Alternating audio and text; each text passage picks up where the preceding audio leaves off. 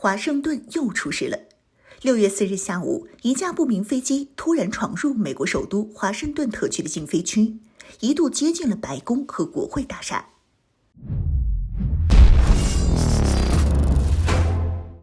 Hello， 各位老铁，大家好，欢迎收看本期迷财虎，我是虎妞。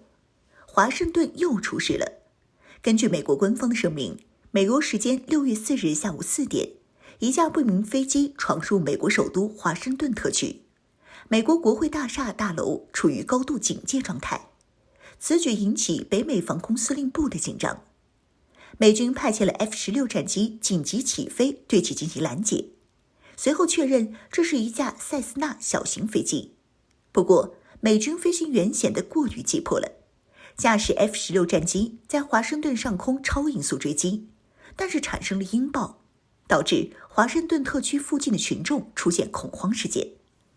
不过其后，这架闯入华盛顿的塞斯纳小型飞机竟然坠毁在了华盛顿西南方向的弗吉尼亚州国家森林中。美国军方表示，这并不是美军拦截的 F-16 战机所为。总而言之，这架塞斯纳飞机已经变成了一堆零件残骸。按照 CNN 此前透露的消息，这架飞机还有4名乘客，想必已经是凶多吉少了。弗吉尼亚警方表示，在坠机现场也没有发现幸存乘客。塞斯纳飞机坠毁事件可以说是惊动了华盛顿周边民众。不明真相的个别民众甚至以为是第2次911恐袭事件。可以确认的是，这架塞斯纳飞机一直处于自动驾驶状态。美军发现这架飞机偏航时，采取多种办法试图联系，但均未成功。目前还没有调查出这架飞机偏航和坠毁的原因。不过，美军 F-16 战机在华盛顿上空超音速航行引起的音爆，让不少民众误以为华盛顿发生了爆炸。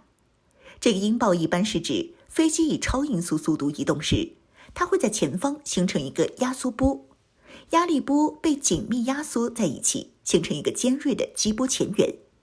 当这个激波打到地面或其他物体时，会产生一个非常强烈的爆炸声。这个音爆是很响的，才会让附近民众惊慌失措。一般来说，在人口密集的城市和居民区附近，特别是华盛顿这种政治军事中心，美军一般情况下是不允许军机以超音速飞行的，就是为了避免引起不必要的恐慌。当然，这次塞斯纳飞机突然闯入华盛顿，美军肯定会给予其战机超音速飞行的特殊许可，这通常是为了执行中央任务或应对紧急情况。不过，这也不能够怪美国空军太过毛躁，毕竟历史上美国人吃过大亏。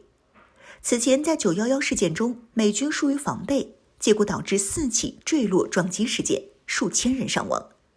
当时有一架93号航班是已经被恐怖分子钦定为要撞击白宫或者是国会大厦。华盛顿特区甚至没有专门的值班战斗机全天候待命保卫首都领空。